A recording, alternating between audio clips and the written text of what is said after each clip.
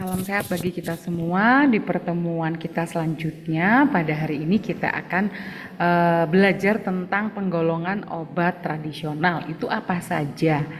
Saya akan share dulu materi pada hari ini.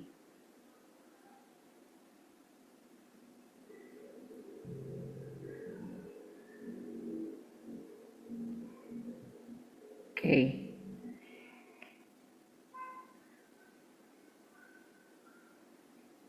Ya, penggolongan obat tradisional.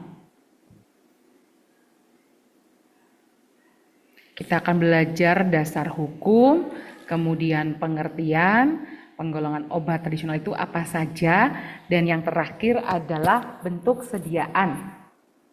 Dasar hukumnya kita lihat Bapak Ibu ya, dari Permenkes nomor 6 tahun 2012 tentang obat tradisional dan diperbaharui di Permenkes 007 atau nomor 7 tahun 2012 tentang registrasinya seperti apa. Untuk Permenkes nomor 7 akan kita bahas pada pertemuan selanjutnya. Jadi terkait dengan Permenkes nomor 6 tahun 2012 tentang obat tradisional harus memiliki syarat yang pertama aman, kedua mutu, ketiga adalah manfaat, di mana aman itu adalah menggunakan bahan baku obat tradisional yang terstandar. Kita sudah belajar standarisasi Simplisia dari yang spesifik, non spesifik, baik kandungan kimia. Kemudian aman juga harus ada izin edar atau notifikasi dari Badan POM. Yang kedua persyaratannya adalah obat tradisional tersebut harus bermutu. Artinya memenuhi CPOTB, cara pembuatan obat tradisional yang baik. Yang terakhir, karena akan digunakan, dikonsumsi, maka harus memiliki manfaat, di mana manfaat tersebut sesuai dengan indikasi yang diharapkan serta sesuai dengan penggunaannya.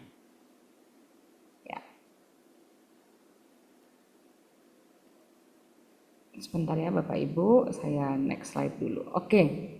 Kemudian menurut peraturan Badan POM nomor 29 di tahun 2023, persyaratan keamanan dan mutu obat bahan alam.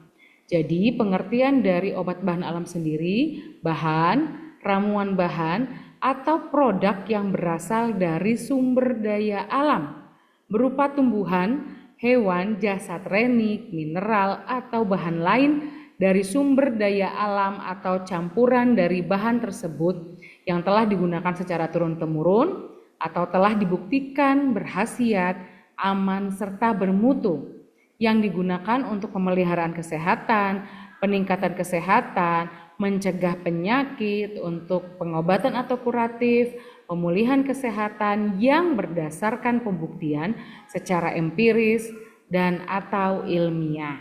Ini pengertian menurut peraturan Badan POM nomor 29 tahun 2023. Kemudian ada juga Bapak Ibu pengertian dari beberapa istilah di bawah ini.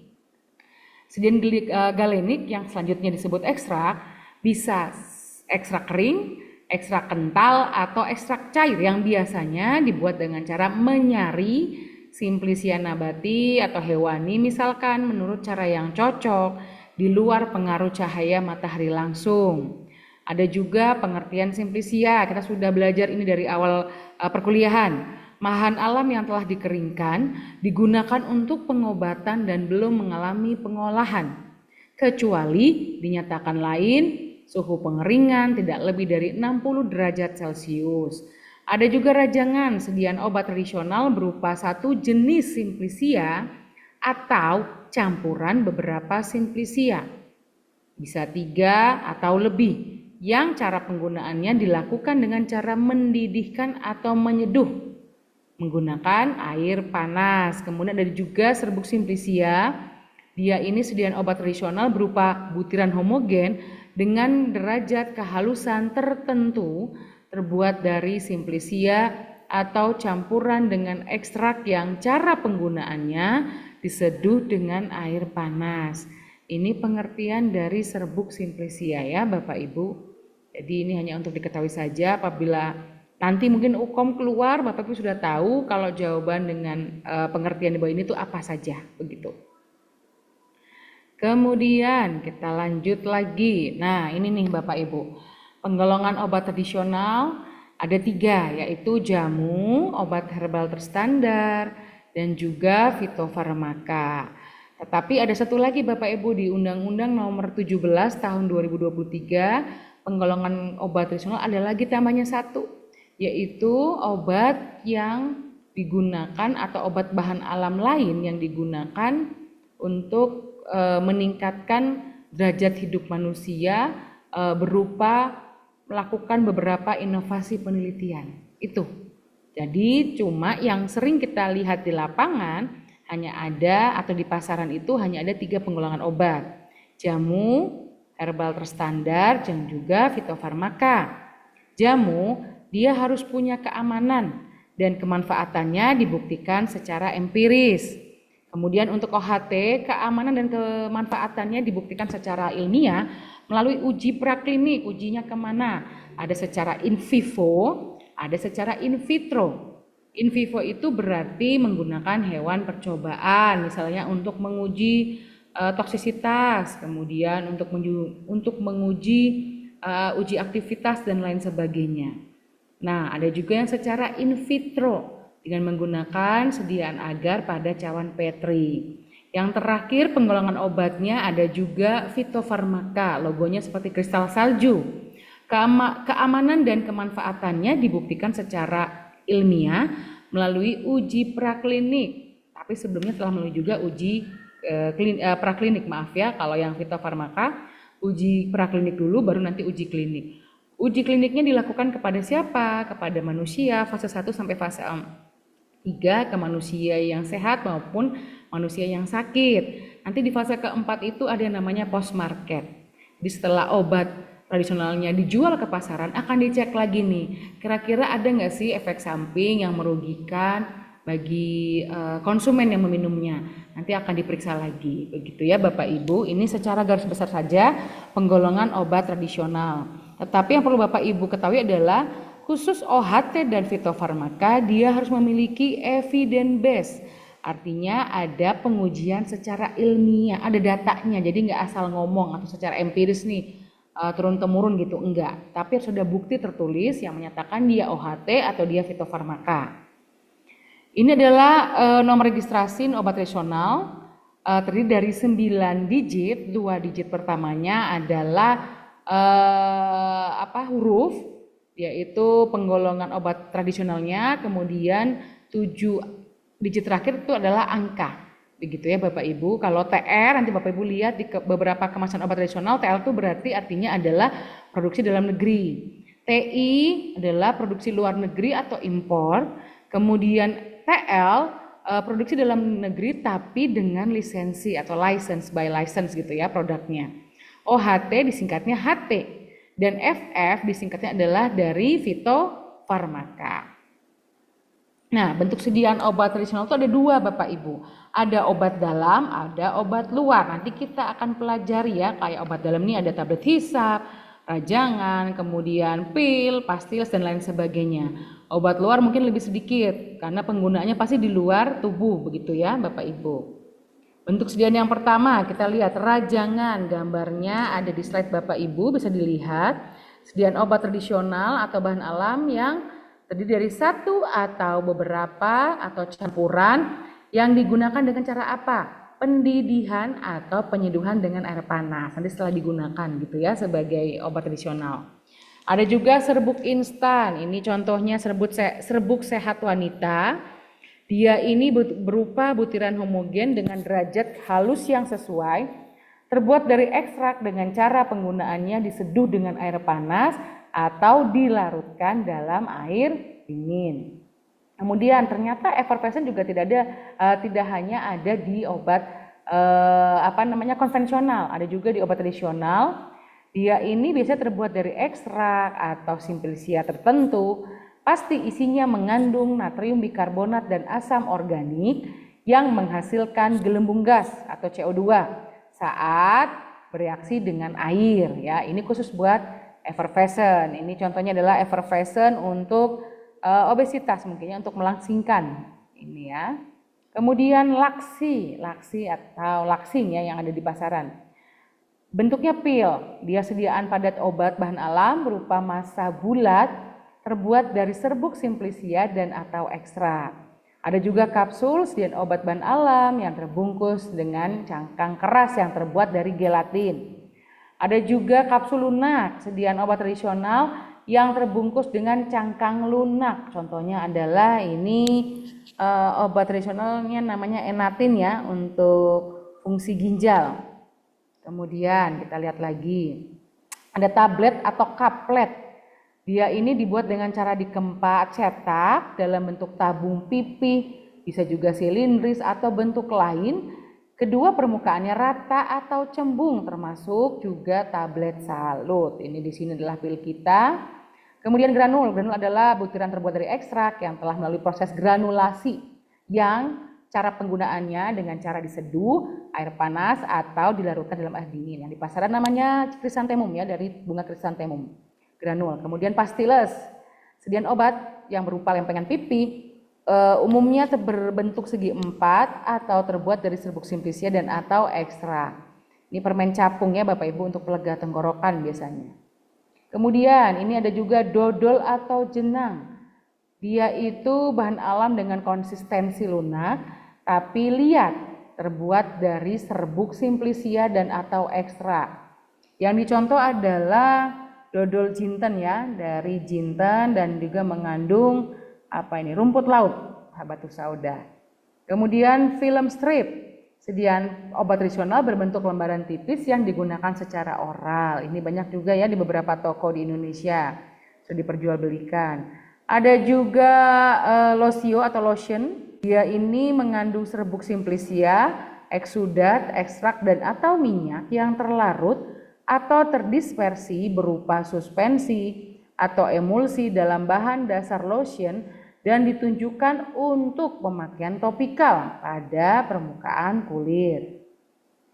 Kemudian param, dia ini terbuat dari serbuk simplicia dan atau ekstrak dan digunakan sebagai obat luar. Kemudian salep, dia setengah padat, terbuat dari ekstrak yang larut atau terdispersi homogen dalam dasar salep yang sesuai pemakaiannya pada kulit termasuk balsem. Ada juga bentuk krim. Krim ini adalah setengah padat yang mengandung satu atau lebih ekstrak terlarut atau terdispersi dalam bahan dasar krim yang sesuai dan ditujukan untuk pemakaian topikal pada kulit. Kemudian ada juga gel. Dia setengah padat, mengandung satu atau lebih ekstrak dan atau minyak yang terlarut atau terdispersi dalam bahan dasar gel dan ditujukan untuk pemakaian topikal pada kulit. Pilih sediaan padat obat bahan alam terbuat dari serbuk simplicia dan atau ekstrak, digunakan sebagai obat luar, digunakan di dahi dan di pelipis seperti pada gambar yang ada di slide. Kemudian tapel digunakannya di perut ya. Ini jadi ada perbedaan pilis dengan tapel. Jangan terbalik-terbalik Bapak Ibu. Kemudian ada plester, sediaan obat bahan alam, dia ini berisi serbuk simplicia, minyak dan atau ekstrak, digunakan sebagai obat luar dengan cara penggunaan yang sesuai. Ini saya ambil contoh saja ya Bapak Ibu. Kalau plester mungkin bentuknya seperti yang di slide. Walaupun sepertinya ini produk ini belum ada izin dari Badan POM ya, yang ada di saat di beberapa marketplace sudah dijual. Kemudian suppositoria, dia ini ekstrak yang larut atau terdispersi homogen dalam dasar suppositoria yang sesuai. Umumnya dia meleleh, kemudian dia melunak atau melarut pada suhu tubuh dan cara penggunaan melalui rektal. Ada juga tablet kunyah.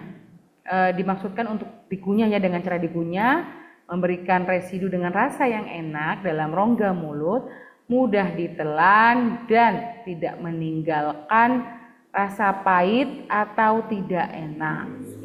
Ada gummy chewable, sediaan berwujud padat kenyal yang dibuat dari gelatin dan bahan tambahan lain yang sesuai tujuannya sebagai obat bahan alam dan bukan hanya sekedar makan atau pangan biasa.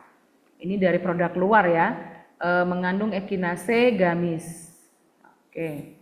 Kemudian aerosol, sediaan yang mengandung obat tradisional, larutan, suspensi, dikemas di bawah tekanan dan dilepaskan saat aktivasi dari sistem katup yang sesuai dan digunakan sebagai obat luar kecuali untuk luka terbuka. Nah, tadi itu bentuk sediaan obat tradisional Bapak Ibu. Kalau yang ini adalah proses pembuatan dari awal menjadi bentuk sediaan. Misalkan nih, saya punya rimpang temulawak ya, yang ada di gambar slide. Kemudian saya rajang nih, dipotong sesuai dengan derajat dipotong sesuai dengan tingkat pengirisan yang sesuai supaya nanti didapatkan hasil yang lebih optimal. Kemudian nanti dirajang.